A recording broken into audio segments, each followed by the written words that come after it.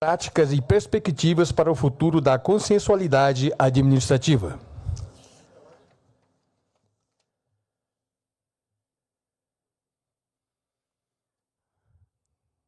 Como debatedores, convido o bacharel em Direito pela Universidade Federal da Bahia, mestre em Direito UCSAL e especialista em Direito do Estado.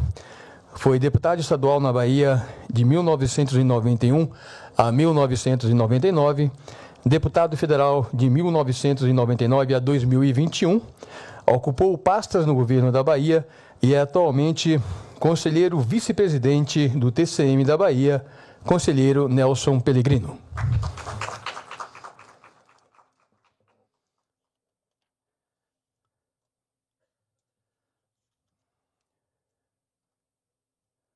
A outra debatedora, professora associada da FGV, Direito São Paulo, coordenadora do Núcleo Público da FGV, mestre e doutora pela USP e mestrado em Direito pela Faculdade de Direito de Yale, professora Juliana Bonacorsi de Palma.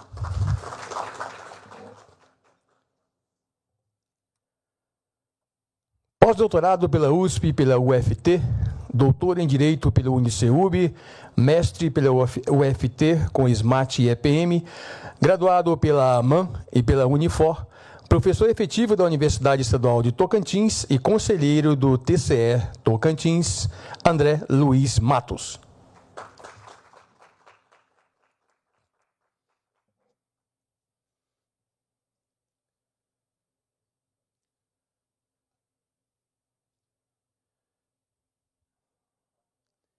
Queria sentar, por favor. Com a palavra, professora Juliana de Palma.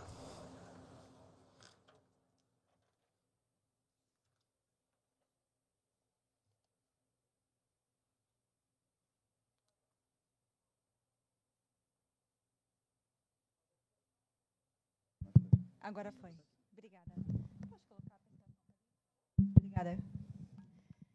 Então, boa tarde a todos. É uma grande honra estar aqui para prestigiar esse evento que está realmente incrível.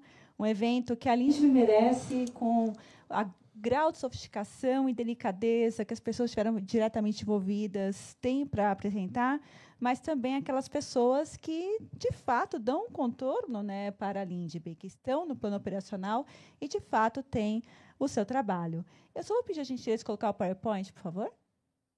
Obrigada.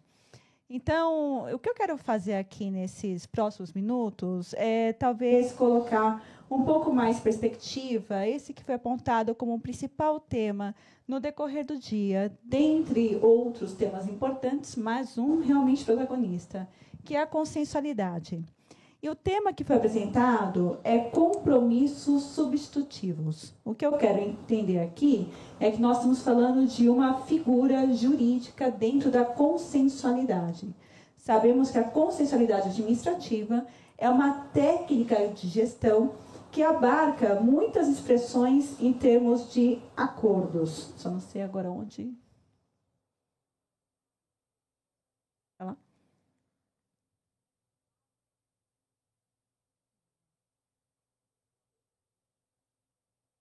Aqui na frente? Maravilha, obrigada. Então, ponto importante, pensarmos na consensualidade enquanto uma técnica de gestão administrativa que é formalizada por meio da negociação e da celebração de acordos. Então, no final do dia, estamos diante de uma administração pública eminentemente dialógica, aberta à interface, à comunicação e à construção de soluções casuísticas para os casos concretos. Daqui a pouco vou trabalhar um pouco melhor a questão da engenharia da consensualidade no campo dos acordos substitutivos. Mas, por hora, devemos reconhecer que a administração pública dispõe de muitas técnicas para satisfazer suas finalidades públicas. Aplicar sanções, estamos aqui no comando e controle, incentivar, criar caminhos para a tomada da melhor decisão administrativa, melhor decisão também do particular, que é o caso do NANT, e a consensualidade vem a ser mais um amálgama de técnica que a administração pública dispõe para satisfazer as suas finalidades. Característica central é estarmos diante da presença da negociação e também da celebração de um acordo.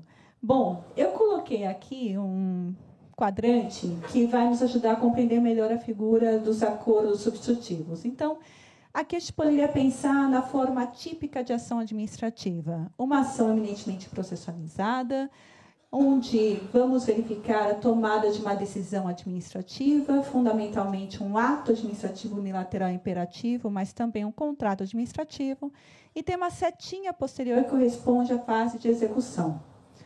O acordo substitutivo vai ser compreendido como esse acordo que tem por característica finalizar o processo administrativo, impedir a sua instauração, substituir a sanção administrativa ou mesmo substituir a sua execução. Ponto importante é que no final do dia vamos identificar a presença de um acordo que vai terminar aquela relação jurídico-administrativa, aquele processo, uma questão, uma controvérsia, o que quer que nós tenhamos aí na mesa da gestão pública. Tanto assim que os espanhóis têm um nome específico para isso, né? Eles vão no Código de Processo Administrativo Espanhol fazer referência à terminação convencional do processo. E aqui para nós não temos, como já é de conhecimento de todos, uma previsão de consensualidade na Lei 97/499, Lei Federal de Processo Administrativo, é uma marca distintiva dos países europeus, mas, no caso espanhol, é bem interessante verificar como eles trabalharam não com a instrumentalidade, mas com a função intrínseca ao processo, terminar consensualmente o processo. E essa ideia eu gostaria de colocar aqui para nós pensarmos no acordo substitutivo. No final do dia, teremos um acordo que substitui essa forma de atuação típica. A instauração do processo, o seu próprio processo, a tomada de decisão unilateral e imperativa ou mesmo a execução. Então, interessante que até então não colocava muita execução, mas como agora nós temos acordos para resolução de passivos regulatórios e casos paradigmáticos no estado de São Paulo, a CCR, por exemplo, liquidando todo um passivo de concessão em valores de investimentos bilionários, parece que a gente tem mais um acréscimo aí para a nossa jornada. Então, eu queria agora falar um ponto que o professor Paulo Modesto gosta muito, que é a questão do experimentalismo com relação aos acordos substitutivos. E, nessa perspectiva, conversar um pouco melhor a respeito do itinerário da consensualidade administrativa no caso brasileiro. Então, a gente fala hoje muito em abertura à consensualidade. De fato, o artigo 26 da LINDB foi um catalisador para nós pensarmos na ascensão de várias figuras consensuais, de vários tipos de acordos. Mas eu devo falar que nunca houve, de fato, uma interdição à consensualidade. Ela nunca quis ser proibida. Pelo contrário, nós temos vários exemplos, inclusive estruturantes, do nosso direito administrativo na base do diálogo e do consenso. Então, apenas a fins de registro histórico, chama atenção para a desapropriação amigável, né? Como já era prevista há muitos anos atrás, desde 1941, de modo que nós temos essa, não digo propriamente uma relação intrínseca da consensualidade com a cultura do direito administrativo, mas o instrumento que estava lá presente. Mas, de fato, nos momentos iniciais havia uma certa resistência colocada, pelo menos em três matizes importantes: uma certa principiologia, supremacia e disponibilidade, também a questão relacionada à própria compreensão da juridicidade do acordo substitutivo, ou seja, o quanto, de fato, que o acordo é um jeitinho ou é algo plenamente compatível com o nosso sistema jurídico, e uma questão importante com relação à legalidade administrativa, e também, o que me parece interessante, é pensar na própria cultura punitivista. E aqui eu queria falar um pouco melhor a respeito do acordo substitutivo em si. Então, como eu falei agora há pouco, nós temos essa possibilidade de substituição do processo, decisão, da própria instalação do processo, da execução. No Brasil, nós temos esse acordo muito ancorado no campo sancionatório. Não precisa necessariamente estar no campo sancionatório, mas, de fato, o acordo substitutivo de sanção é o que é a referência em termos de acordos substitutivos e o que mais desenvolveu. Para aqui no âmbito do controle do Tribunal de Contas, eu queria fazer, desde já, alguns disclaimers importantes. Então, o primeiro disclaimer é o seguinte: a CSEX Consenso e toda a consensualidade envolvendo o controle, eu não colocaria propriamente na esfera do acordo substitutivo. Talvez eu coloque o termo de orçamento de gestão no acordo substitutivo, mas não o campo da dinâmica da CSEX Consenso. Acho que esse é o primeiro disclaimer importante. Como eu falei agora há pouco, a consensualidade é muito mais abrangente, a consensualidade é muito maior e nós temos várias figuras. Segundo disclaimer importante é que toda a racionalidade que nós temos hoje de mais arrojada, construída a partir da consensualidade, esteve ancorada, isso na esfera administrativa, nos acordos substitutivos de sanção. Então, várias teses envolvendo discricionariedade devido ao processo legal, a racionalidade em termos de eficiência, garantias, as modalidades, os tipos de obrigações que serão pactuados, todos eles têm essa referência bastante direta e bastante acoplada na experiência dos acordos substitutivos de sanção. E aqui um ponto importante é pensarmos o quanto que esses acordos e todo esse aprendizado pode ser transpassado automaticamente para a esfera controladora. Então, aqui fica um alerta importante para nós pensarmos o seguinte, né? Por que acordo substitutivo de sanção foi, de fato, um instrumento que despertou atenção, que, de fato, desenvolveu consensualidade no Brasil?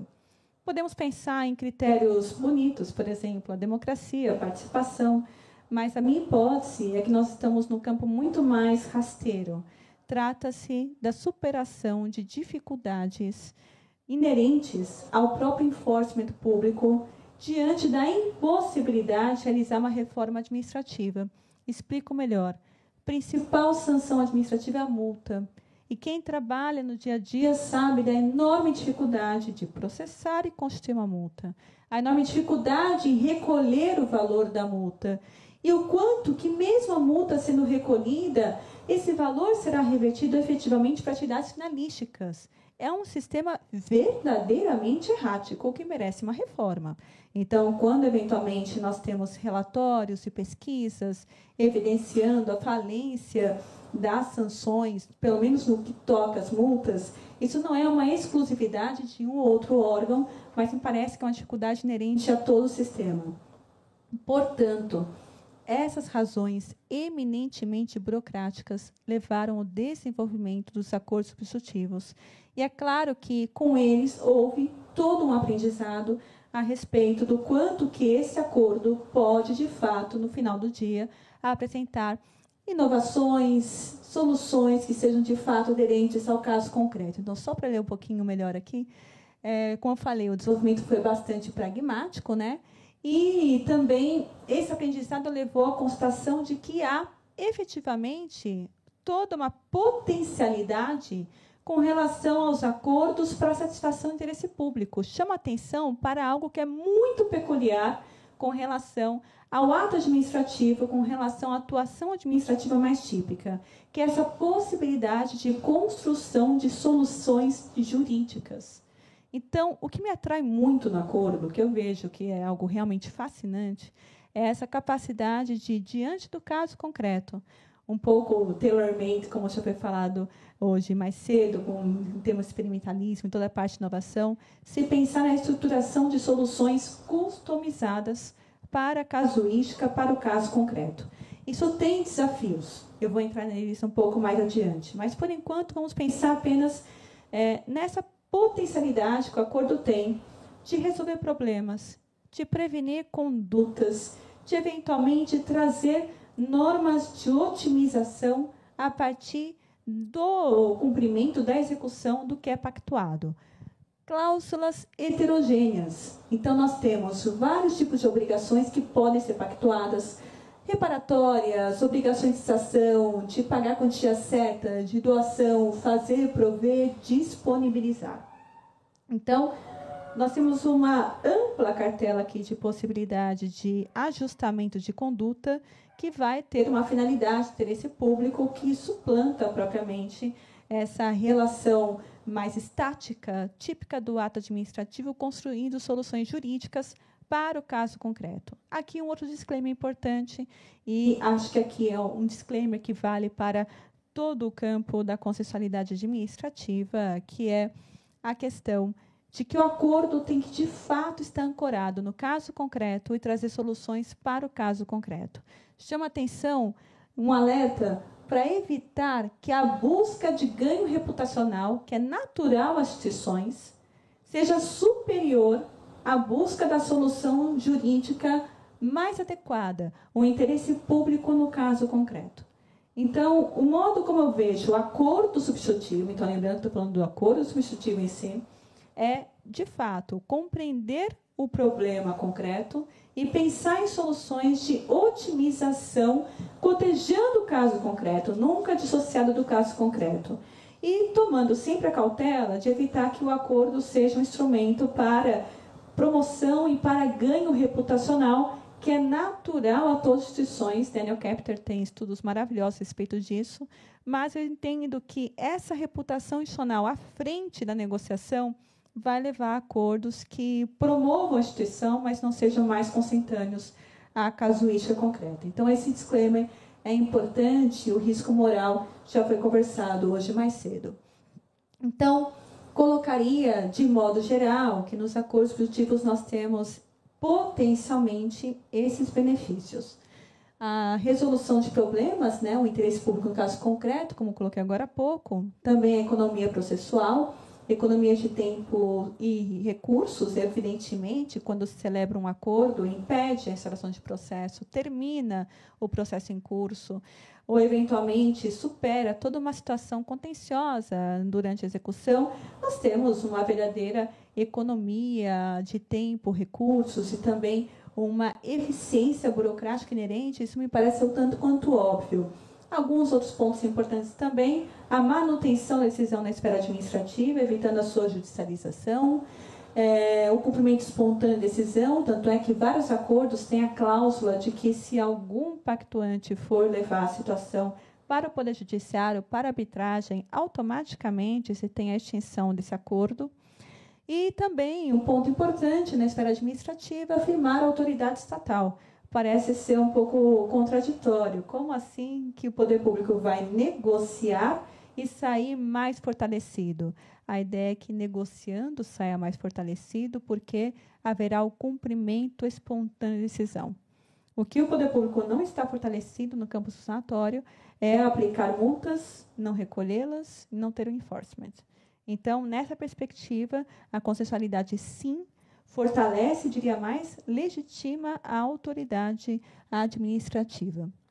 Então, eu queria rapidamente passar por alguns tipos de acordos substitutivos. Então, lembrando que isso aqui não tem propriamente relação com a Sex Consenso. Isso aqui vem a partir de uma certa experiência lidando com vários tipos de acordos substitutivos. E aqui tem um ponto importante, porque esses acordos não são propriamente típicos. Essas categorias eu mesma criei, analisando várias experiências e vendo como elas podem ser aglutinadas. Primeira experiência, estou chamando aqui de acordo substitutivo simples de eficiência burocrática, em que a ênfase está justamente na economia de tempo, recurso, de ter um processo mais abreviado. O ponto central é a eficiência burocrática. Chamo a atenção aqui para os termos de compromisso da CVM, que me parecem ser bons exemplos, assim como pensamos no NPC de pura reprimenda, também vão nessa toada. Eu sei que isso existe e eu estou aberta a compreender que isso é um critério de eficiência, mas eu acho que essa é uma eficiência não tão poderosa, não tão impactante, não tão potenciadora da consensualidade como as outras que a gente vai estudar agora, justamente porque as outras trazem a possibilidade de construir a solução para o caso concreto. Outra figura importante é o acordo substitutivo simples de capacitação regulatória. Então, muitos acordos substitutivos que trazem cláusula para emancipar uma pessoa física, no caso do CAD é bastante recorrente, então no TCC, o termo de concretização, eu trago uma cláusula nessa perspectiva, mas também com relação às pessoas jurídicas que têm dificuldade em cumprir com as regras. E aí a proposta é que haja toda uma proposta de capacitação a partir de obrigações dessas empresas, pessoas físicas, para que elas consigam estar naquele jargão bem conhecido, a palavra compliance, certo? Então, aqui é apenas um exemplo de cláusula, mas são várias. A gente pode pensar em termos de treinamento, em termos de elaboração de relatório, de reorganização. Geralmente, isso vem mais acoplado aos casos em que exista uma colaboração envolvida. Então, não quero entrar no debate se acordo de leniência é ou não acordo substitutivo, mas nós sabemos que é muito comum verificar colaborações no campo do TCC, do CAD, mesmo no NPC. Então, geralmente, nós temos essas cláusulas de emancipação, essas cláusulas de capacitação para o cumprimento das normas presentes na colaboração, eventualmente apenas nessa perspectiva. Chama atenção que, na atual toada das agências e de órgãos incorporarem regulação responsiva, uma parte importante da regulação responsiva é a classificação dos regulados, e aqueles que estão pior colocados terem a possibilidade de celebrarem acordos com cronogramas, métricas, metas, indução de comportamentos, obrigações de fazer e não fazer, para que essa empresa, esse regulado, galgue mais patamares dentro dessa escala de compliance. Bom, outra figura importante que eu vejo na prática é acordo substitutivo de investimento. Então, não é alguma coisa simples, como coloquei agora há pouco, de caso a caso, processo a processo, mas é um acordo substitutivo que vai tomar como referência um pool de acordos, um pool de processos que, ao invés de nós termos a substituição pontual, um a um, do processo ou da sanção, fazer uma avaliação de um pool de processos sancionadores, no final do dia ter um valor de referência, e esses processos todos são arquivados e esse valor de referência surge para se pensar em um acordo que seja, de fato, muito impactante para o setor. Experiência magnânima aqui é da Anatel, então vocês podem verificar nesse quadro ao lado os valores de referência na TIM, Telefônica, Algar. Então, são valores de referência realmente bastante expressivos, que no final do dia levam a uma quantidade significativa de investimentos. Então, vocês podem ver à esquerda o valor de referência dos PADs, processos administrativos de excluente de obrigação, que foram substituídos, a direitos de investimentos, e é realmente algo significativo. Então, o TAC da TIM levando 4G a 449 municípios, fibra ótica para 208 municípios. Não vou entrar em detalhes por conta do tempo, mas eu quero que vocês percebam o grau de impacto que esse tipo de arranjo de acordo substitutivo tem. Na Telefônica, a implantação de 3 rotas de backbone de fibra ótica no Nordeste. E também, no caso da Algar, a implantação de telefonia móvel às margens de rodovias. Comunidades rurais, né, que são bastante abastecidas, agora têm acesso a essa infraestrutura que se pretende ser universal. Outra figura também, ainda é acordo substitutivo de investimento, é a recente alteração que nós tivemos na resolução da NTT. Então, a NTT fez toda uma onda de ter novos regulamentos, os RCRs. Esse aqui é o RCR4, que vai prever justamente o acordo substitutivo de investimento. Então, até então, a NTT trabalhava com acordo substitutivo simples, caso a caso, geralmente para fins de novos investimentos que não estavam previamente definidos em contrato de concessão. Então, por exemplo, criação de um abrigo, iluminação, também a construção de pontes, tudo para a melhoria do usuário, mas principalmente da pessoa, né, que coexiste junto com aquela infraestrutura, eventualmente não é pagante da tarifa. Então, pensem nos PDS, pessoas que estão naquela cercania, que vão se beneficiar desses vários outros investimentos que não estavam originalmente previstos nos contratos de concessão.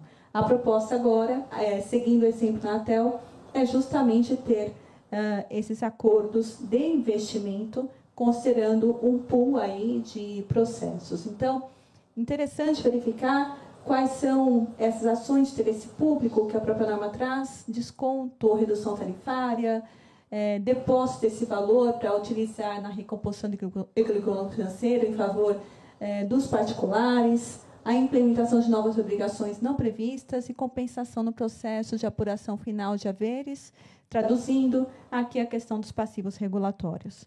Então, essa dinâmica que eu vejo hoje no campo da consensualidade, e agora que toca um pouco mais perto a questão do Tribunal de Contas, também chama atenção para acordo substitutivo para a resolução de controvérsias, e aí o acórdão paradigmático 2139 de 2022, trazendo a possibilidade de transferência da concessão por meio de um TAC.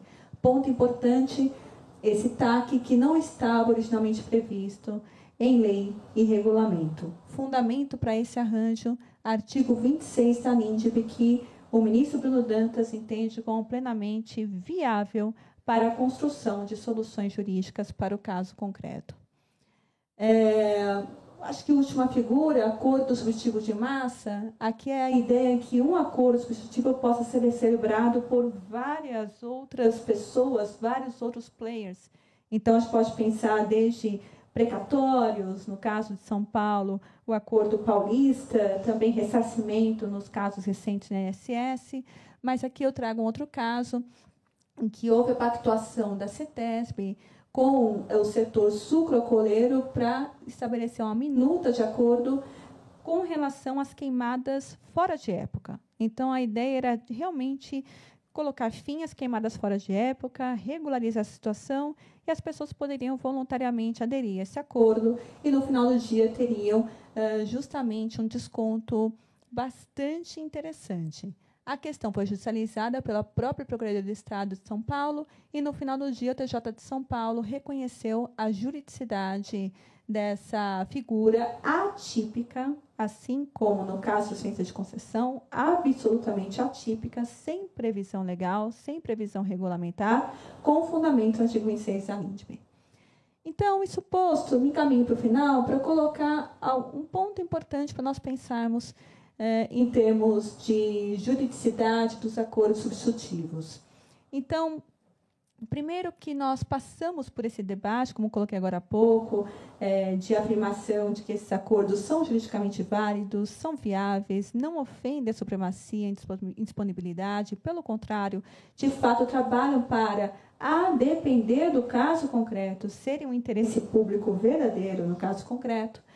E agora nós temos o artigo 26 da LINDB, que, na minha avaliação, além de tudo que foi dito ao longo do dia de hoje, que impulsionou a concessualidade de modo geral, trouxe muito conforto decisório para outros controladores, para a própria admissão pública engajar na concessualidade, me parece que nós temos duas questões fundamentais. Primeiro, a compreensão do artigo 26 da LINDB como um permissivo genérico, de modo que podemos ter celebração de acordos com fundamento direto no artigo 26 da LINDB. A LINDB traz propriamente a figura do compromisso. Mas também outro ponto importante, na minha avaliação, o artigo 26 da LINDB se aplica a todos os acordos celebrados pela administração pública, inclusive aqueles que tenham legislação especial. Colocando esse ponto que é técnico e, certamente, é polêmico e o convite à discussão está aberto. A LINDB fala, respeitada a legislação específica. O que isso quer dizer?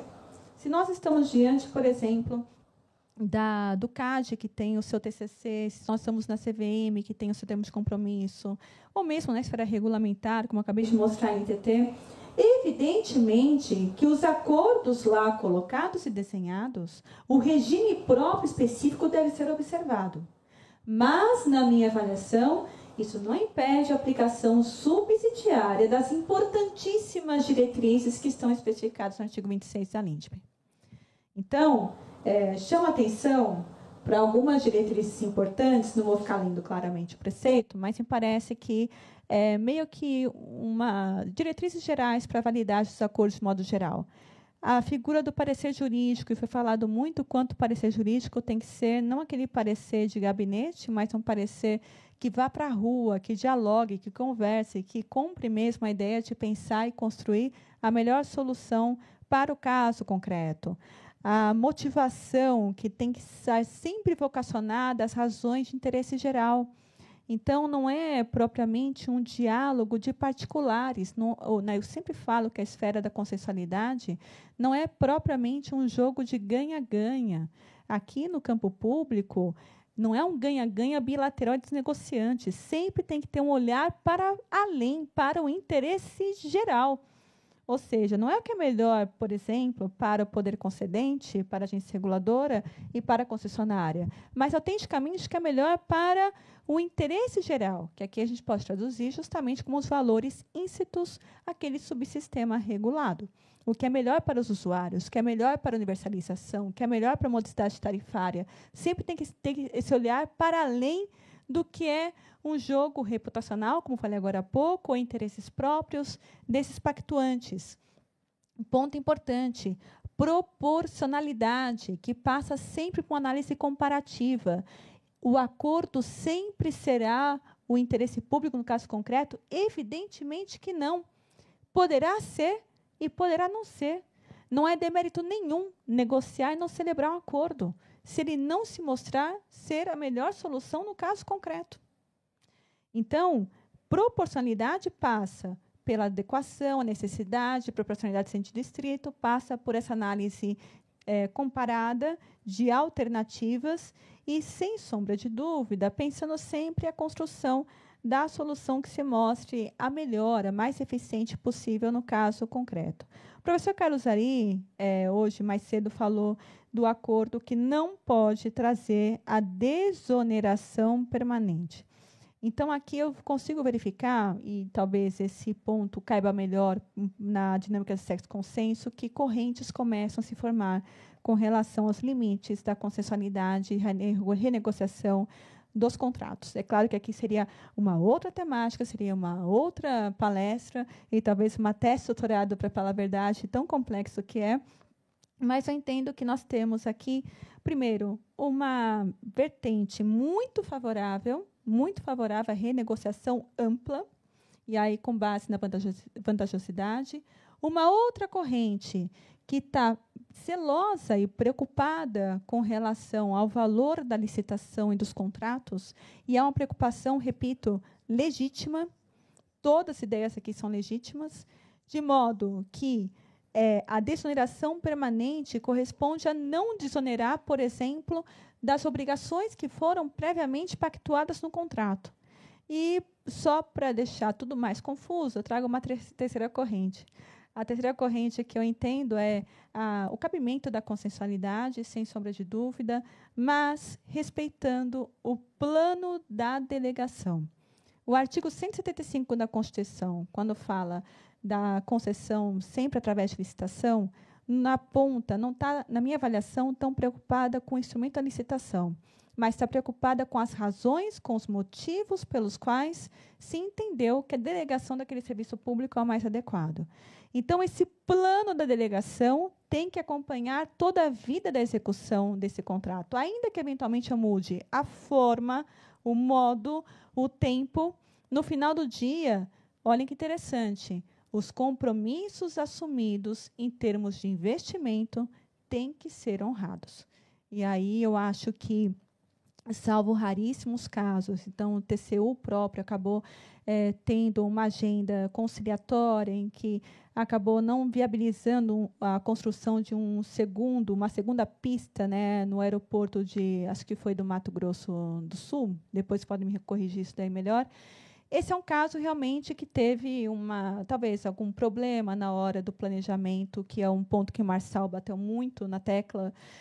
Mas esses são casos raríssimos. Na minha avaliação, o investimento está completamente fora do espectro de negociação com relação à redução do seu alcance. Podemos mudar, sem sombra de dúvida, tempo, forma, modo, todo o aspecto de melhor aderência, mas não ter essa redução.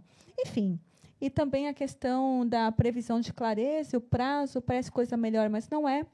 Só para finalizar, a última lâmina, queria chamar a atenção que, se nós estamos num estágio em que foi superado, de fato, a questão de saber se os acordos são juridicamente válidos ou não, e, salvo raríssimos pontos na doutrina, Eu entendo que há um azeitamento no sentido de que a consensualidade é constitucional, é lícita, é possível e é bem-vinda na esfera administrativa. Nós passamos a ter um outro desafio. E aqui faço referência novamente ao professor Paulo Modesto, que sempre bate na tecla da inovação. E, diante da inovação, é natural que a administração pública construa acordos aderentes a esse espectro de inovação. Então, nesse caso, me parece importante nós analisarmos que vamos estar diante de uma constante reflexão em saber se aquele novo modelo, se aquela nova expressão da consensualidade é juridicamente válida, é legal ou não é legal. Então, não acabou o debate continua e segue adiante. Falei que o artigo 26 da LINDB possibilita ter a construção de um acordo diretamente pactuado, mas eu também gostaria de chamar a atenção para essa necessidade de nós termos a coexistência entre acordos atípicos, como esses que eu mencionei, mas também o dever regulamentar da consensualidade administrativa, até em sintonia com o artigo 30 da LINDB, que foi mencionado pelo professor Floriano hoje mais cedo. Então, me parece que, nessa perspectiva, quando nós temos acordos que são mais recorrentes, que fazem parte do dia a dia, é fundamental que eles estejam regulamentados para conferir segurança jurídica, isonomia, garantias, especialmente com relação ao devido processo legal e a própria negociação, o próprio controle da negociação. Então, temos que ter essa coexistência de admitir uma flexibilidade, uma atipicidade para amparar inovações, para amparar situações muito atípicas e também a coexistência do dever regulamentar para esses vários acordos que fazem parte do dia a dia. Tá? Esses outros pontos eu já falei, então acho que talvez o último aspecto é que essas normas sobre acordos têm que ser muito bem pensadas, orientadas. Eu não penso apenas na possibilidade de pensar da forma pela qual as normas são melhor construídas, olhando apenas a consensualidade. A gente tem que pensar todo o ciclo da consensualidade. Então, por isso que eu coloquei a avaliação de impacto de enforcement. Quem fiscaliza, quem, de fato, vai trabalhar com a aplicação de sanções, o que é descumprimento, o que não é descumprimento. A Anatel acabou de aprovar a revisão do seu regulamento, em que vai colocar um verificador independente para avaliar se esse acordo é tão importante, o acordo de investimento, que passa pelo crivo Tribunal de Contas da União, que é fortemente observado pelo Tribunal de Contas da União, se a obrigação é cumprida ou não é cumprida. Então, me parece que a gente tem uma agenda aqui importantíssima pela frente, talvez uma agenda menos de euforia com relação à consensualidade e mais de racionalidade e tecnicidade com relação à consensualidade. Superamos a principiologia, superamos esse estado de legalidade, mais no sentido de caber no sistema ou não, e passamos agora para a consensualidade 2.0, que é como eu melhor manejo os acordos e como eu vou lidar com essa complexidade que se apresenta.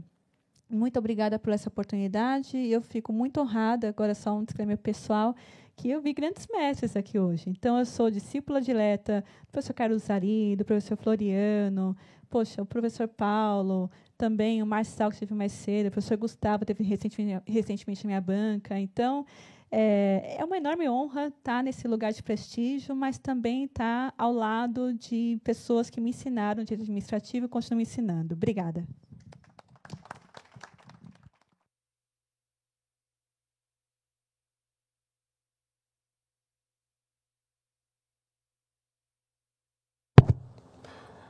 Com a palavra, o senhor conselheiro Nelson Pellegrino.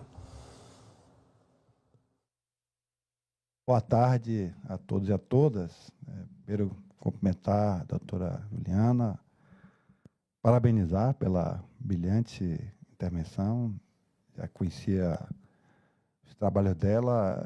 Se eu não me engano, com aquele seminário que nós fizemos em São Paulo, a senhora participou, não participou? Aquele que a gente fez no TCM? Eu acho que talvez tenha feito uma fala em relação a esse tema. Que é um tema muito importante, né? Um tema fundamental, né? Comentar o conselheiro André. Eu estava comentando com o conselheiro André, ele estava dizendo assim, a cada exposição da senhora, os slides iam caindo.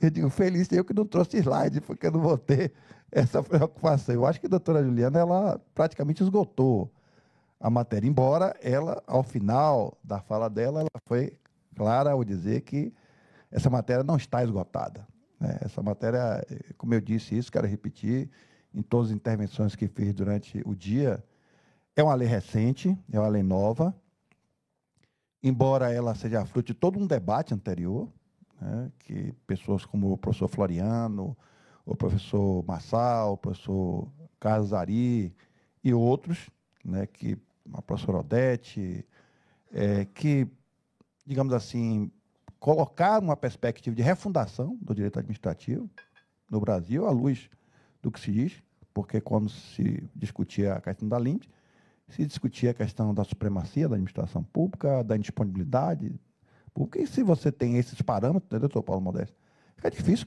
conversar sobre qualquer coisa que esteja pensada em termos de limite. Então, foi preciso recolocar os parâmetros do direito administrativo dentro de uma visão mais moderna, dentro da visão que eu acho que eu me identifico muito aqui, que eu vi durante o dia todo.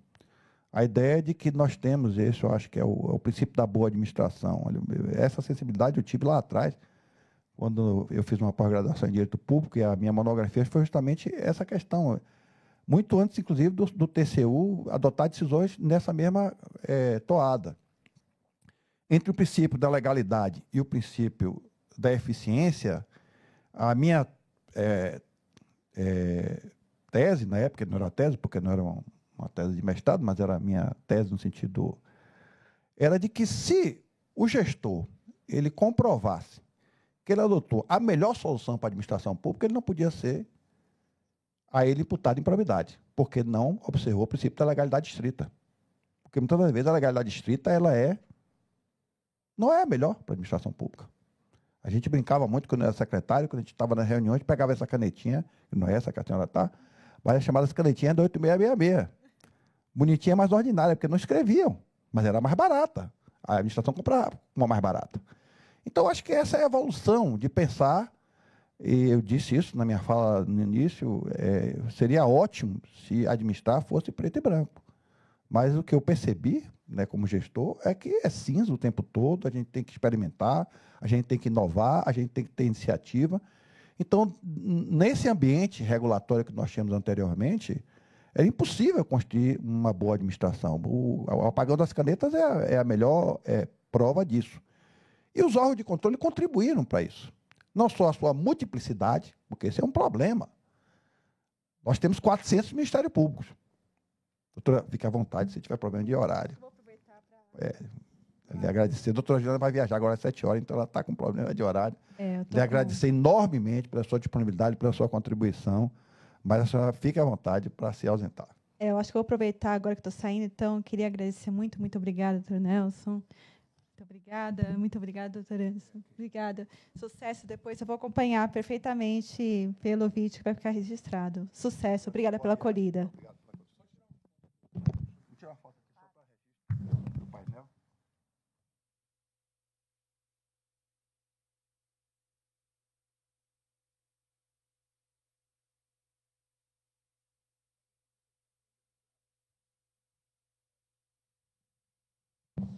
Então, por que eu estou fazendo todas essas preliminares para tratar de um tema que é a questão do consensualismo? Porque eu acho que a questão do consensualismo está dentro desse contexto mais geral, que é o contexto da lei.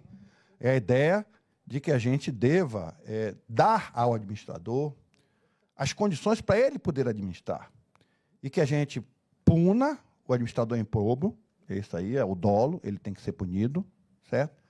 O administrador imprudente, aquele que também destoa, e a gente não vou entrar de novo no debate aqui sobre o erro grosseiro, que eu acho que está bem caracterizado, mas que também a gente não desestimule o bom administrador, não paralise o bom administrador.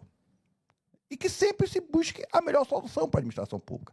É evidente que o princípio da legalidade é um dogma importante. A administração tem que ser, ela tem que ser como colar de fundo o princípio da legalidade, porque é uma garantia, é uma segurança. Mas a legalidade não pode ser um único vetor a orientar a atuação do administrador. Essa é uma questão que, para mim, é essencial. E tem outros princípios que também têm que orientar a administração. E aí, o princípio da boa administração é aquele que, no final das contas, vê que o que é melhor é o que é o bom para a administração. É a entrega que a administração tem que fazer. E dentro desse contexto é que foi discutido a questão da segurança jurídica, porque as regras têm que estar claras para os jurisdicionados, a questão do consequencialismo, porque também é importante a gente contextualizar sempre em que contexto o administrador ele governou, ele tomou as decisões, ele agiu, para que ele possa ter essa segurança também, e ele ter parâmetros para analisar a conduta dele.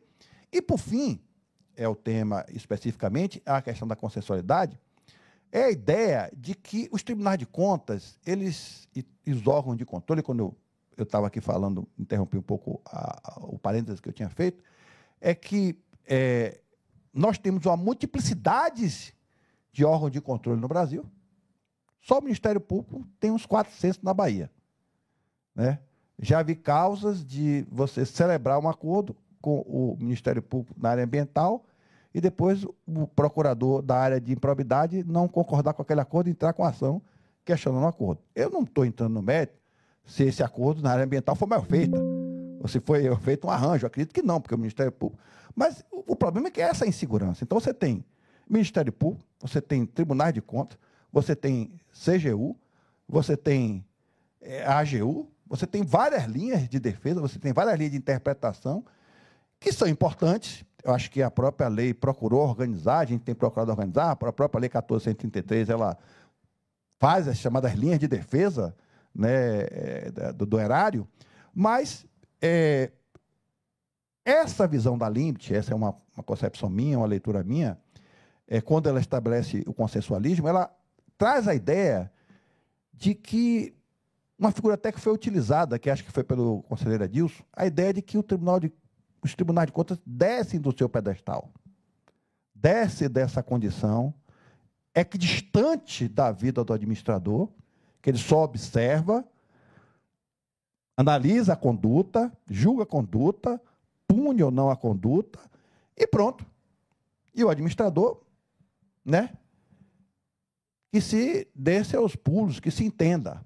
Então, a ideia de que, sem abdicar dessa função que é primordial, que é a função de zelar pelo erário, zelar pela boa aplicação, pela legalidade dos recursos públicos, pela eficiência dos recursos públicos nas auditorias operacionais, há um novo contexto, uma outra dimensão agora, que está sendo posta para o controle. E que dimensão é essa? É o controle, poder, ainda numa fase preliminar, antes de uma manifestação em definitivo, que seria uma tomada de conta especial, ou um termo de ocorrência, uma representação, em que já há uma decisão punindo aquele procedimento, e aí é mais complicado, porque já tem uma decisão, já deu a última palavra em relação àquela questão. Antes desse momento, se puder, como o artigo 26, se aquelas irregularidades não forem objetos de dolo, não forem objetos de procedimentos que não têm condições de serem revistos, essa é uma questão primeira, acho que é importante deixar claro. Eu acho que a consensualidade parte do pressuposto que você vai corrigir irregularidades que não são irregularidades dolosas, que não são irregularidades que são insanáveis. Essa é a primeira questão que, para mim, está clara. São irregularidades, às vezes, de forma, de inobservância, e que podem ser corrigidas, que é melhor corrigi-las do que zerar todo o processo e adequar aquelas irregularidades aos parâmetros legais. E buscar a melhor solução para a administração pública. Buscar, como está na Lei 14.133, que tem parâmetros também, e nós já discutimos aqui, na parte da manhã, nas falas, e o próprio professor Marçal teve a oportunidade de falar, né, que aquele capítulo 147, 148 da Lei 14.133 é também herdeiro da LIMT, há um roteiro para análise em que condições nós podemos aproveitar contratos, certo? E buscar uma solução de fazer a limpeza das impurezas que eventualmente existam e que, na execução daquele contrato ou na execução imperfeita, a gente possa corrigir o rumo e dar a formatação legal para aquele contrato e permitir que ele possa seguir na melhor solução para a administração pública. E isso, para mim, é muito claro. E aí os tribunais têm adotado, o Tribunal de Contas da União fez a RESEC Consenso, que é a Secretaria Especial de Controle Externo da área consensual. Tem muitos tribunais, como é o caso do Tribunal de São Paulo, o TCM de São Paulo, fez as mesas temáticas. Muitos tribunais de contas estaduais e municipais têm estabelecido os termos de ajustamento de gestão, que é uma coisa, né, mais ou menos parecida com os termos de ajustamento de conduta, mas no âmbito dos órgãos de controle, e que são instrumentos que nos permitem sentar à mesa sem abrir mão da nossa condição de órgão de controle, essa é importante. Não é uma postura equidistante, mas não é uma postura nivelada.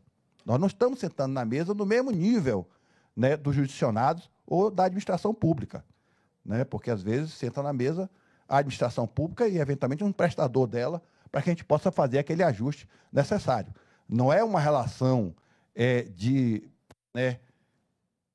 igualdade nessa relação, não é uma igualdade de horizontalidade. O Tribunal de Contas senta na mesa como um órgão de controle, como um órgão que não pode abrir mão da sua figura de controle, mas é um órgão facilitador de uma solução melhor para a administração entre as partes. Seja diretamente com a administração, que pode corrigir as irregularidades, seja uma relação trilateral, né, onde o órgão de controle, a administração e o seu prestador de serviço.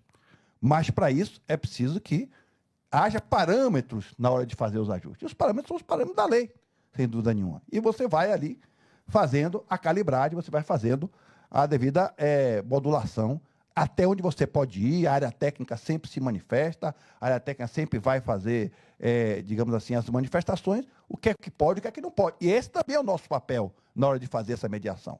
É o papel, a gente não induz o acordo, a gente não diz qual é o caminho do acordo, mas nós temos a obrigação de dizer o que pode e o que não pode também.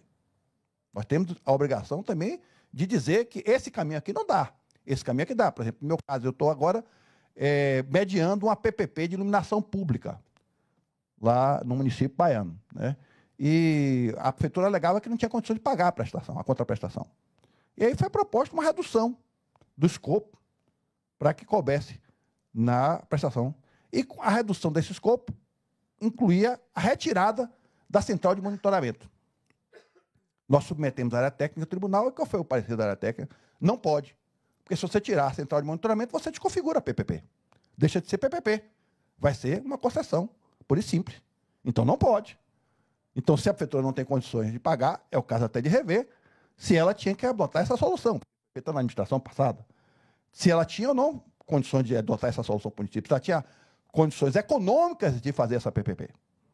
E nós estamos lá discutindo, a prefeitura está fazendo uma correção na contribuição, porque a contribuição estava defasada não só do ponto de vista da correção monetária, como também até dos valores, das alíquotas, ela está fazendo uma correção. Essa correção permitirá um incremento da receita, e esse incremento da receita vai permitir que ela possa honrar o que está previsto no escopo da PPP. O que é que nós estamos vendo agora? A preocupação do tribunal é que o arranjo final seja qual? Primeiro, que as condições que determinaram a contratação original elas têm que ser mantidas. Quando eu falo contratações da contratação original ser mantida, não quer dizer que são exatamente os termos, mas tem que haver um equilíbrio na condição concorrencial. Essa é a primeira coisa. Segunda, avaliar o que se modificou no contrato e a repercussão econômica em relação a ele, como é que você vai fazer a correção e a certeza de que a administração não pagará mais do que deveria pagar e também que o contrato não esteja desequilibrado ao ponto do empresário fazer com que esse contrato seja inexequível. Veja aí que tem vários parâmetros, tem uma avenida de possibilidades que precisam ser checadas, que precisam ser analisadas para que a gente possa chegar a um resultado final. E qual é a importância desse resultado final? É a chancela do órgão de controle. É a segurança jurídica que o órgão de controle analisou aquela situação, o órgão de controle mediou aquela situação e que aquela solução que foi encontrada está dentro dos parâmetros legais, está dentro dos parâmetros de controle, é uma segurança jurídica maior para a execução daquele contrato. No mais, eu acho que a doutora Juliana já teve a oportunidade aqui, não só lendo a literalidade do texto da lei, que estabelece uma série de condicionantes para que essas avanças sejam efetivamente realizadas. Então, a primeira coisa é preciso haver a manifestação do órgão técnico. A Procuradoria do município tem que se manifestar, certo? A área técnica tem que se manifestar também. É preciso mostrar a vantajosidade daquela solução para a administração pública. No final das contas, o que tem que prevalecer é a vantajosidade para a administração pública.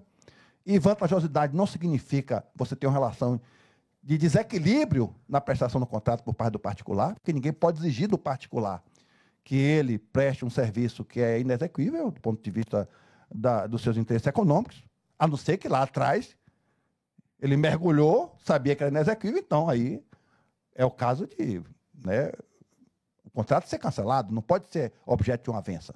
Não pode ele mergulhar no preço. Foi o alerta que o professor Marçal deu de manhã. Você não pode mergulhar numa licitação, ganhar um contrato que você sabe que é inexequível e depois apostando na virada de mesa. E o tribunal ser o instrumento de chancela dessa virada de mesa. Aí não. Aí não pode ser. Porque aí você fere o princípio da isonomia dos concorrentes. Aí eu acho que é o caso até de não ter nenhum tipo de avença, nenhum tipo de acordo. É o caso de cancelar mesmo o contrato e fazer uma nova licitação. Mesmo que, eventualmente, isso possa custar mais caro, porque aí realmente tem coisas que têm limite, né? Talvez, para a administração, fosse melhor você saber quanto é que era o melhor, quanto é que era o justo e ajustar o contrato para isso. Mas aí envolve, na minha opinião, essa questão que o professor Marçal alertou. Você estaria premiando práticas que não devem ser praticadas. Ou seja, você faz uma irregularidade apostando na virada de mesa. Aí os órgãos de controle não podem chancelar esse tipo de prática, porque senão elas podem virar uma prática corrente. Então, tudo tem limite. É preciso, acima de tudo, eu acho que foi o alerta que o professor Marçal fez, é preciso ter boa-fé. É preciso que haja uma boa-fé.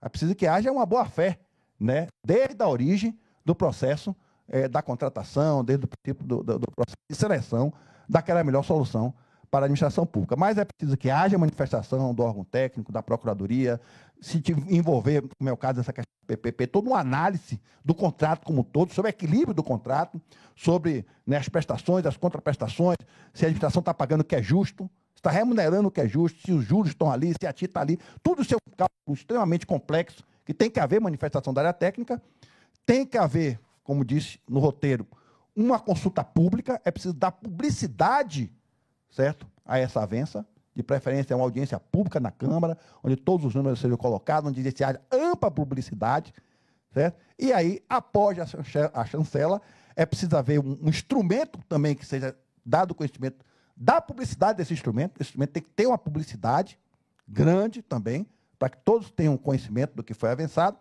e que tudo que for avançado será objeto de monitoramento. Todos os termos de ajustamento de conduta têm cláusulas de monitoramento, porque tem cláusulas de cumprimento das obrigações acordadas, tanto por parte da administração como por parte de um terceiro, e o conselheiro relator, inclusive, do termo de ajustamento de gestão, ele fica vinculado ao acompanhamento daquele TAG e ao monitoramento. E, evidentemente, com o parecer também, a lei deixa muito claro que é preciso ter o acompanhamento do Ministério Público de Contas. O Ministério Público de Contas é figura essencial e inafastável, indispensável em todo esse processo. Desde o início, o Ministério Público de Contas tem que acompanhar todo o processo e tem que se manifestar favoravelmente à avença também. Isso é importante, certo? Então, são elementos que estão postos, né? Eu sei que quando esse dispositivo ele foi aprovado, como ele tinha uma previsão genérica, a doutora Juliana já pode falar sobre isso, muito se discutiu que os tags que estão previstos na regulamentação se eram legais ou não, porque não estavam na lei. Mas os tags têm sido objeto de resoluções dos tribunais, às vezes até leis também, mas eu creio que são instrumentos legítimos, né, desde que estejam em sintonia com o dispositivo da lei, desde que não estejam em colisão, né, com os demais dispositivos que regem esses acordos de consensualidade da administração pública, eu penso que eles são extremamente válidos. Então, essas são as contribuições que eu queria dar para o debate. Eu acho que esse é um tema extremamente importante, o consensualismo veio para ficar, mas, como disse a doutora Juliana, ele tem sido objeto de análise, é natural, com todos os artigos dali, e debates como esse são muito importantes para que a gente possa, com a contribuição da academia, com a contribuição da doutrina, com a contribuição dos órgãos de controle, com a contribuição da jurisprudência, a gente começar a formar uma coisa que é fundamental no direito, que é uma linguagem pública intersubjetiva. A linguagem pública no direito intersubjetivo é fundamental, porque ela é que vai afastar o solipsismo, ela vai afastar os eu acho, certo? Afastar axiomas que não têm sustentação em uma comunidade, ou pelo menos algum nível de consensualidade coletiva. Muito obrigado.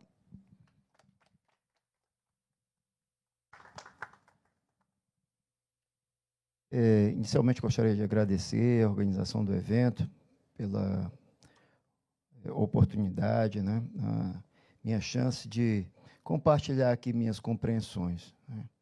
Eu tive um professor que disse que descobriu a vocação para dar aula quando sortearam um ponto para ele falar para os colegas em sala de aula, era sobre petróleo, e não tinha muita experiência no manejo do tempo, mas gostou do tablado. Em 5 minutos ele tinha esgotado tudo que ele tinha para falar.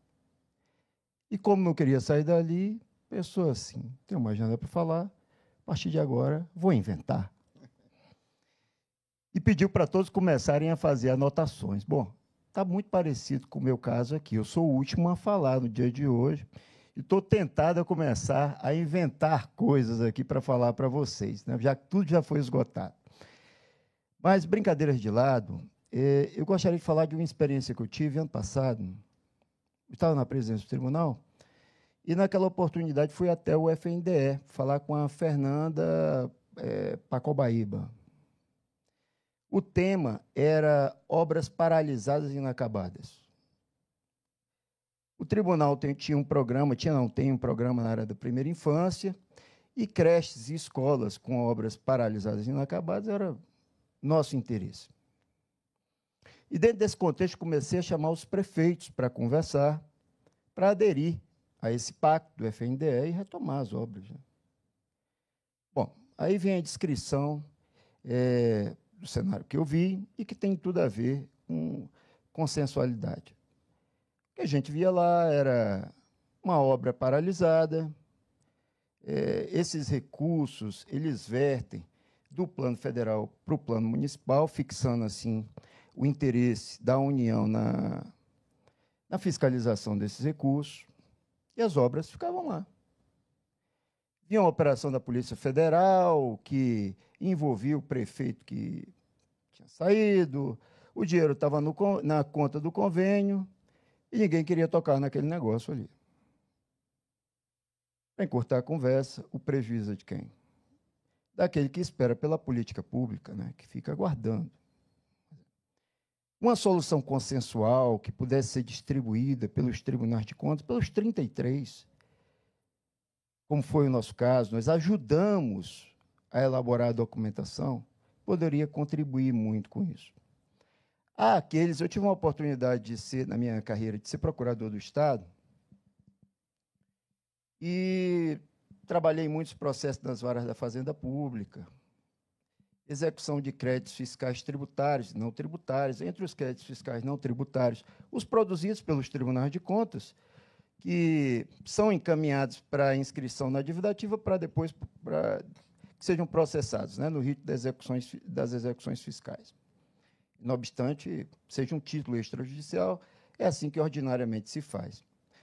Eu vi alguns colegas falando sobre prestibilidade ou não do dano ao erário. O dano ao erário é imprescritível, e eu ficava pensando, lembrando meus tempos de procurador, que o dano ao erário prescreve as torrentes nas varas da Fazenda Pública. Então, para aqueles que criticam os acordos, para aqueles que criticam o compromisso como uma solução alternativa, eu compreendo que não tem a exata visão do que acontece com aqueles processos que são encaminhados para a execução e que, praticamente, com raras e honrosas exceções, não dão em nada. Além disso, nós temos um problema sério de codificação de linguagem também.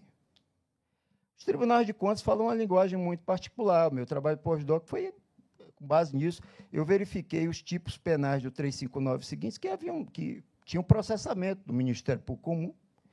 Verifiquei que quase nenhum tinha processamento. Dei para todas as procuradorias de justiça do Brasil e verifiquei que nos 2 anos anteriores apenas 5 ações haviam sido propostas. 5. No Brasil inteiro. Propostas, estou falando de êxito. De proposta. Então, por mais um motivo, os acordos da minha compreensão, eles são muito bem-vindos. Agora, vejam bem, vou deixar no chão, depois eu vejo. Vi, nessa minha atuação como procurador, a Procuradoria eliminar irregularidade em contratos de gestão, com as organizações sociais, que praticamente cuidavam de toda a função saúde no estado de Tocantins, questões relativas a regramento mínimo para aquisição de bens e serviços. Vi incertezas jurídicas serem resolvidas no campo do plano diretor de Palmas, investimentos que poderiam ter sido feitos com muito mais celeridade, mas a incompreensão sobre a legislação do próprio Estado dificultava isso. Situações contenciosas entre concessionárias. Então, na prática, dando um aqui de David Hume, na prática esse negócio funciona? O negócio funciona. Agora, nós temos alguns problemas que nós temos que considerar. Né? Isso aqui não pode virar uma via alternativa previamente, pré-ordenadamente calculada. Vou explicar o que eu quero dizer. A linha de pensamento utilitarista diz o que para nós? É o seguinte, o homem tem um comportamento previsível. Ele vive fugindo de situações desconfortáveis e vive em busca de situações que lhe trazem prazer, que lhe trazem conforto. Trazendo para o dia a dia dos tribunais de contas, ter contas aprovadas é melhor do que não ter contas julgadas. Não é assim? Por outro lado, ter contas rejeitadas não é tão bom quanto sequer ter contas julgadas. É um cálculo que qualquer pessoa faz. É um pensamento consequencialista.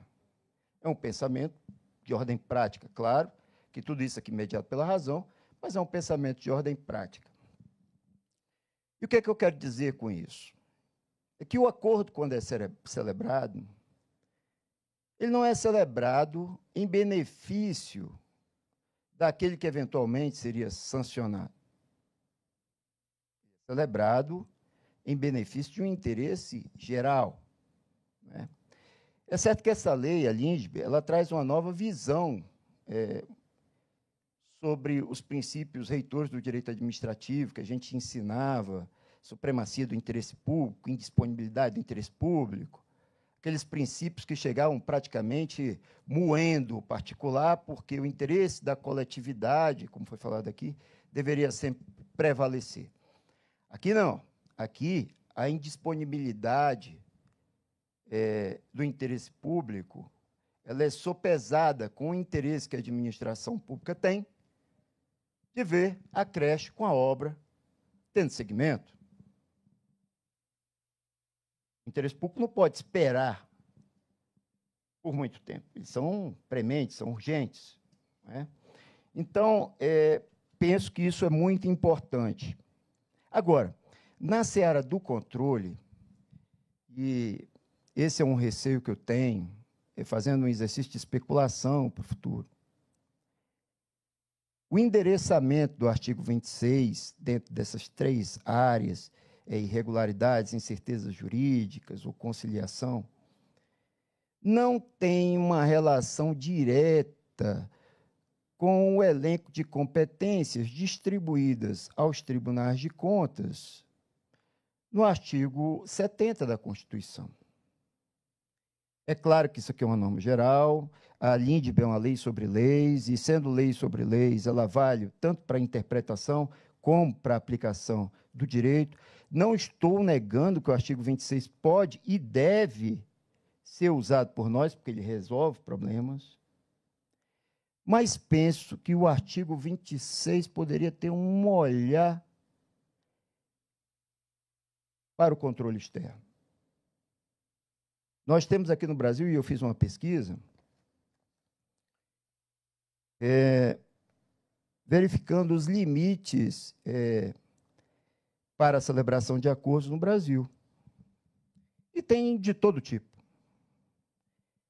Tem tribunal que não admite acordo quando a questão envolver renúncia de receita. Tem tribunal que não admite acordo quando a questão envolver prejuízo ao erário. Mínimos constitucionais e por aí vai. A pesquisa eu fiz em todos os tribunais. Sendo a LINDB uma lei sobre lei, uma norma geral, acho que se a LINDB tivesse uma mensagem ao controle, favoreceria isso aí. Até porque existe uma DPF tramitando no Supremo, acho que não foi julgada, é a DPF 1183, que trata sobre a IN 91, do Tribunal de Contas da União. E o argumento que foi levado nessa ADPF é de que haveria um descolamento das atribuições constitucionais dirigidas ao Tribunal de Contas e a atividade que o Tribunal de Contas tem promovido por meio dessa estrutura criada de conciliação dentro da estruturação do Poder Executivo Federal. Acho que isso não se aplica. Acho que, certamente, essa DPF não vai para frente, mas penso que essa é uma preocupação razoável. Afinal de contas, a gente fiscaliza a atividade financeira do Estado. Então, nós temos atividades muito particulares e um pensamento nessa direção poderia facilitar e oferecer segurança jurídica ao nosso trabalho. Essa é a primeira linha. Aproveitando... já vai 12 minutos, sério. Já percorri isso tudo. E uma última preocupação, que eu vou falar muito rapidamente, que não tem relação direta com o consensualismo, mas tem relação com a nossa atividade também, e diz respeito à prescrição. Acho que, em termos de segurança jurídica, se a LINDB tratar sobre isso, porque decisão sobre prescrição tem para todo tipo. Tem gente que não sabe contar, a partir do termo inicial, o que é ciência. A partir da ciência, mas o que diabo é isso aí? E o que é que... não, o prazo é de 5 anos, porque a legislação que trata sobre direito público diz que é 5 anos. A 9374, que é a legislação sobre prazo, fala também, e outro, o decreto 20.910, e aí, 5 anos. Mas e o que é que interrompe a prescrição? No Supremo Tribunal tem 3 correntes. 3. Uma corrente que diz que pode haver múltiplas interrupções. Essa é a corrente mais ligada, independente da norma ensejadora da interrupção. Uma segunda corrente de interrupção mitigada, que permite, a depender da natureza da norma, uma interrupção apenas.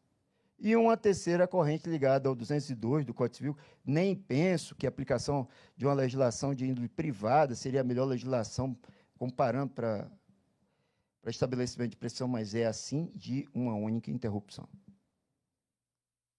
Então, aproveitando o auditório e essa oportunidade, se a LINDB tratar sobre isso, nos quebraria um galho enorme, porque nós teríamos um nivelamento. O Poder Judiciário tem uma dificuldade enorme de compreender isso. Você vai chegar para um juiz para ensinar para ele, para explicar para ele o que é tomada de conta especial. Meu amigo, fase interna, fase externa. Tem uma fase interna, essa não depende da administração, essa não depende do tribunal, já recebo processo quase preciso. Não, mas não é assim, o problema é de vocês. Então, essas expressões, esses conceitos, esses topóis, poderiam ser trazidos nessa norma, nos facilitaria muito. Além de uma norma importantíssima. E todo mundo acredita que a tripartição dos poderes é alguma coisa muito importante. Nós temos na LINDB um recado aos 3 poderes. Executivo, ao Poder Legislativo e à instância controladora, que é um braço de atribuição típico de quem? Poder Legislativo. Então, é um ambiente de promoção da democracia, porque a democracia depende disso. E como nós estamos precisando de democracia nos dias atuais. Governança depende de democracia, porque governança é decisão política. Política pública depende de governança. Educação, formação política, mais democracia. Um circuito absolutamente virtuoso. Então, acho que essa iniciativa foi importantíssima.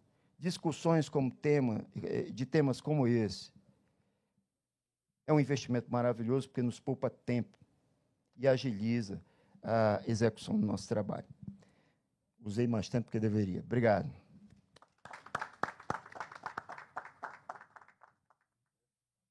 Bom, me parece que cabe apagar a luz aí e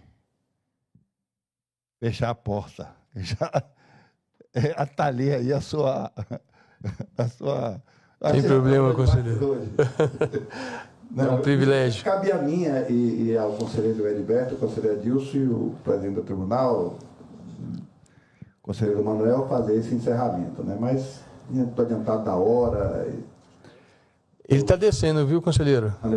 O presidente está descendo. A gente espera. Obrigado. Está descendo, a gente espera. Você viu que o seu trabalho foi fundamental. Guardar aqui o nosso presidente descer.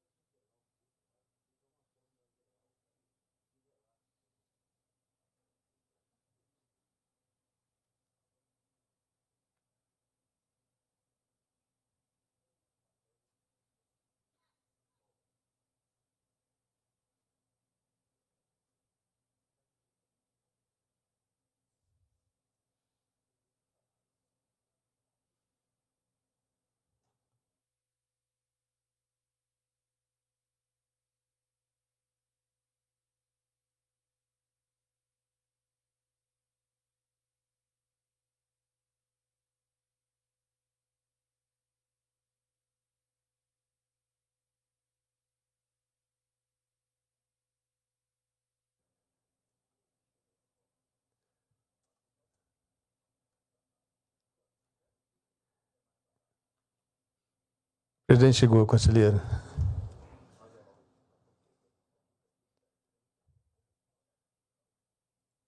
Presidente, coube-nos aqui apagar a luz e fechar a porta, mas passar a palavra para a Vossa Excelência para a gente fazer nosso encerramento aí.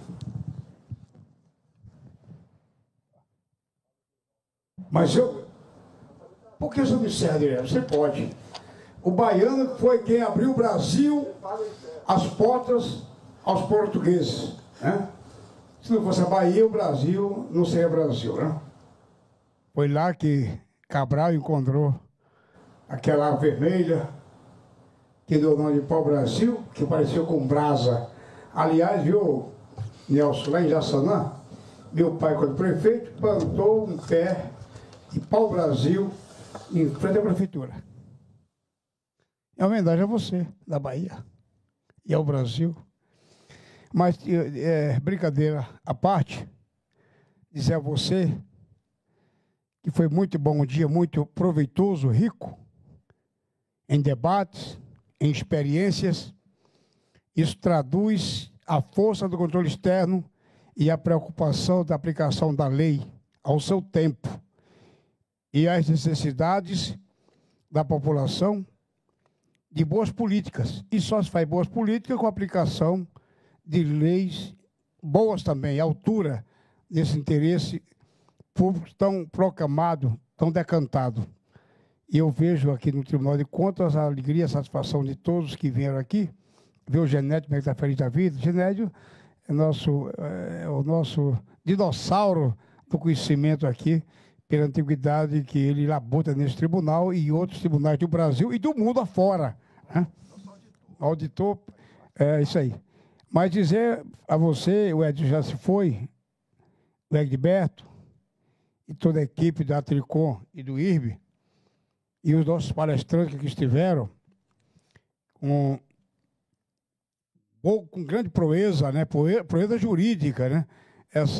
Esse ensaio que traz aqui para a gente, mostrando capilaridade de cada um no ramo do conhecimento, basicamente, na lei de introdução das novas direitos brasileiros, traduzindo aqui e melhorando o que era antigamente introdução da lei de direito civil, isso mostra que o tribunal está preocupado, e preocupado de ser um grande gerente público. E eu aqui digo sempre no tribunal que a maestria de quem faz o controle é se colocar no lugar do controlado, do chamado controlado, que eu estabeleço sempre nas minhas dicções aqui, a igualdade de propósito. A responsabilidade é comum tanto ao gestor quanto àquele que se diz fiscal, no caso, os tribunais de contas, os controles internos, no parte do Ministério Público Comum, e todos aqueles que têm o dever de fazer com que a administração pública seja eficiente. Que esse gasto público seja um gasto sadio, limpo, né? Nós falamos de energia limpa, vamos falar também de gasto limpo, né? Propositivo e que alcance as pessoas mais carentes. A minha defesa aqui o tempo todo é a austeridade e fazer com que esse dinheiro seja bem aplicado. A aplicação dele, porque na voz da literatura jurídica, e muitos aqui, quando fala aplica-se a letra fria da lei, e aqui eu tenho rebatido há décadas, desde o meu tempo de direito, aí nos anos 90 e final dos anos 80, quando eu comecei, eu já rebatia com certa irritação a ideia de se aplicar a letra fria da lei. Lei só é fria quando o operador não toca nela. Quando o operador toca, ela esquenta. Porque ela vai atender pessoas vivas. Lei não é para os mortos, lei é para os vivos. E a quem está vivo tem pulsação, tem temperatura. Todas as vezes que for aplicar. Por outro lado, vamos ao rigor da lei, ao rigor da lei. A lei não tem rigor. Toda lei, todo dispositivo legal tem um parâmetro de uma conduta, seja ela lícita ou ilícita, ela está lá, igualdade. Se você ultrapassar isso, você está fora de uma conduta democrática, de uma visão civilista e de um propósito de um voto republicano e democrático. Não se pode falar, aplique o rigor da lei. Já vi grandes juristas e magistrados falar, rigor da lei, isso aí para mim é desproposital. Quando se imagina uma sociedade sadia e uma sociedade democrática, você vem com uma expressão que lateja, viu? Que amedronta. Faça com rigor. Rigor. Porque não está sendo ele o recebidor da norma levado a efeito com amargura e com veneno. E a lei não pode ter veneno. Parece até que quem envenena a lei quando é aplicada a criaturas. Então, para cada conduta tem um dispositivo que lhe hospeda. Fora disso, está fora também de uma consciência cidadã, de um propósito democrático, a gente luta tanto, de visão civilista, visão civilizada e visão humanista. Essa, para mim, é a dicção que deve levar a efeito. Eu já fui gerente público, eu já fui secretário de Estado, já fui diretor de Assembleia Legislativa, já fui deputado alguns mandatos, já fui membro de federação, de confederação de transporte, de sindicato, fundei cooperativa e fui gestor a vida inteira, tanto do campo privado, justamente trabalhando com interesses coletivos. E qual é a discussão que a gente faz aqui, sempre que eu faço, viu, Nelson? É de que a responsabilidade do gestor para com a coisa pública. O dinheiro não é do gestor, é da sociedade, é do povo. O dinheiro de uma cooperativa, de um sindicato, não é do presidente do sindicato, nem da diretoria. É coletivo daqueles associados, então o dinheiro não é meu, eu não posso dispor dele, se não tiver de quem é detentor da propriedade desse dinheiro a autorização. Então, quando a gente debate essas questões, de forma simples, já que eu tenho estabelecido no tribunal, um pensamento libertário, como assim? Levar para as pessoas uma linguagem fácil, compreensível, para que o povo mais simples compreenda o que fazemos, o que pretendemos fazer, qual é o nosso foco, qual é o nosso norte. E a gente, por vezes, ensaia palavras bonitas, ricas em adjetivos e sinônimos, e com isso a gente perturba o ouvido daqueles que precisam ter uma mensagem mais nítida e direta.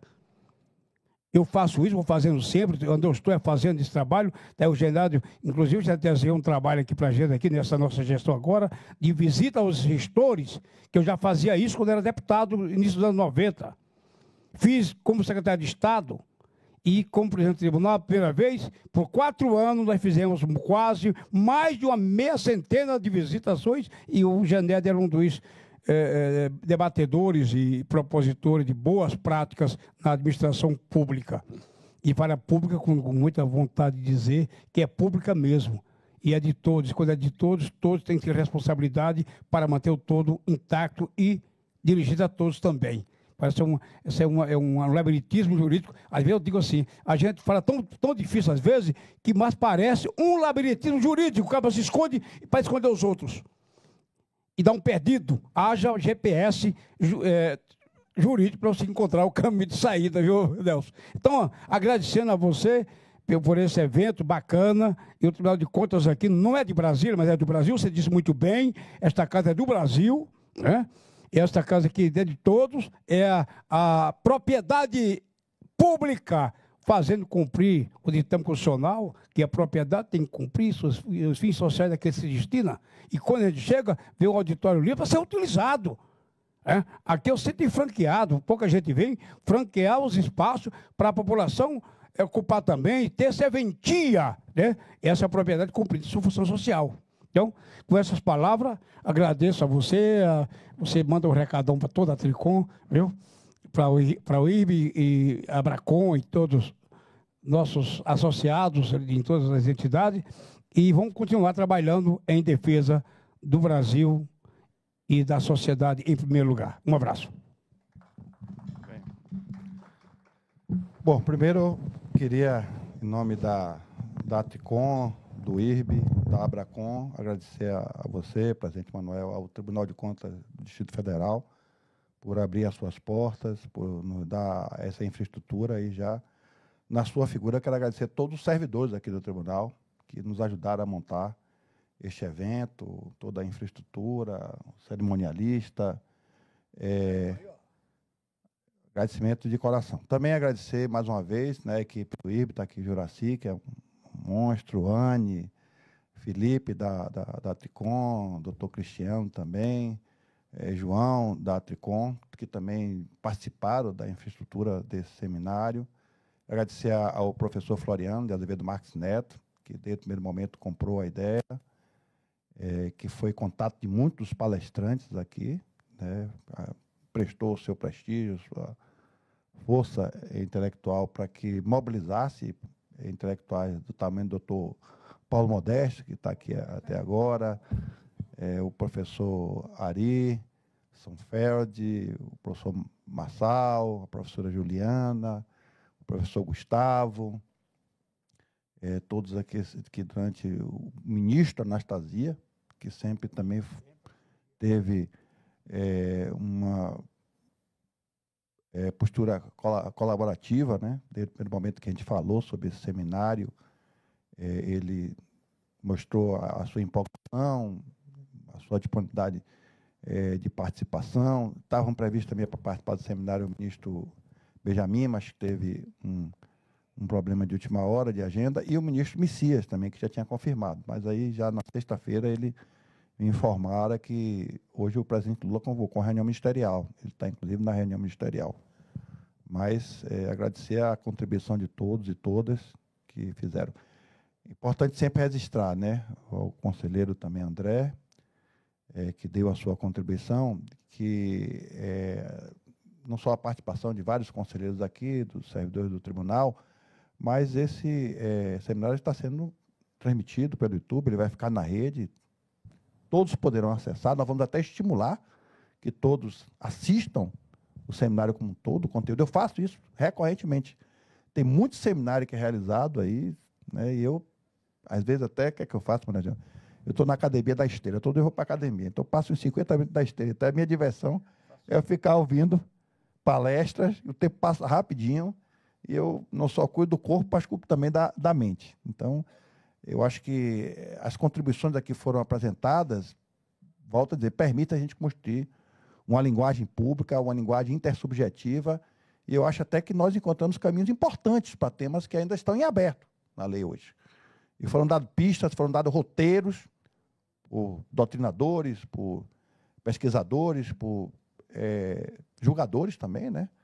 E que vão permitindo a gente ir dando corpo a essa lei, né? Porque a norma é fruto da interpretação. E na interpretação entra vários elementos. Então, agradecer de coração ao TCDF por abrir suas portas, aos seus servidores e toda a equipe da Tricom e do IBS aí, que nos ajudaram a montar esse seminário. Eu falei até com o Edilson e com o Edilberto que eu acho que tem que ser uma pauta permanente, tanto da Tricom como do IBS, esse debate sobre a lei. Que é uma lei, e uma lei que é lei que tem que ser aplicada, que tem que ser utilizada, ela é obrigatória. Né? Volto a dizer, decisão que não cumpre o roteiro da LIMIT é decisão nula, na minha opinião. Muito obrigado, uma boa noite a todos e um grande abraço.